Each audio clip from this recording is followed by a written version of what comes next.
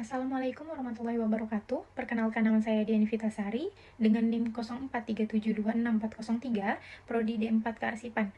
Di sini saya akan membahas mengenai proses lahirnya Pancasila bagi generasi muda. Proses lahirnya Pancasila sebagai dasar negara Indonesia melalui 3 tahap penting yang melibatkan BPUPKI, Piagam Jakarta, dan PPKI.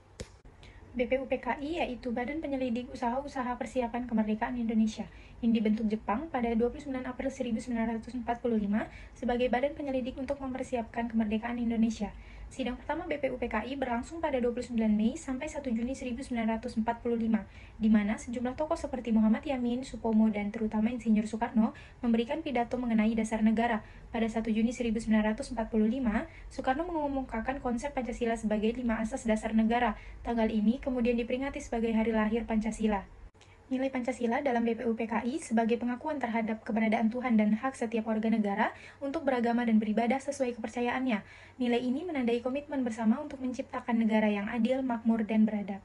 Piagam Jakarta, setelah sidang BPUPKI pada 22 Juni 1945, dibentuk Panitia 9 yang dipimpin Soekarno untuk merumuskan rumusan Pancasila agar menjadi naskah yang lebih operasional, dikenal sebagai Piagam Jakarta. Dalam piagam ini, sila pertama dirumuskan sebagai ketuhanan dengan kewajiban menjalankan syariat Islam bagi pemeluk-pemeluknya, yang merupakan hasil kompromi antara golongan nasionalis dan Islam. Nilai Pancasila dalam Piagam Jakarta yang mencerminkan nilai kompromi dan toleransi antar golongan yang berbeda di Indonesia. Hal ini menunjukkan nilai penghormatan terhadap keberagaman agama dan upaya menjaga keutuhan bangsa meskipun ada perbedaan keyakinan. Nilai Pancasila yang tercermin pada PPKI, yaitu Panitia Persiapan Kemerdekaan Indonesia, mengesahkan Undang-Undang Dasar 1945 pada 18 Agustus 1945 yang memuat Pancasila sebagai dasar negara dengan perubahan sila pertama menjadi ketuhanan yang Maha Esa untuk mencerminkan kesepakatan seluruh rakyat Indonesia tanpa syarat khusus agama. PPKI juga menunjuk Soekarno sebagai presiden dan Muhammad Hatta sebagai wakil presiden.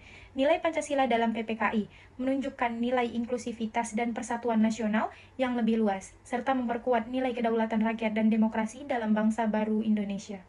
Kesimpulannya, Pancasila lahir dari rumusan awal di BPUPKI, dirumuskan lebih rinci dalam Piagam Jakarta, dan final disahkan oleh PPKI sebagai dasar negara Indonesia yang resmi setelah kemerdekaan.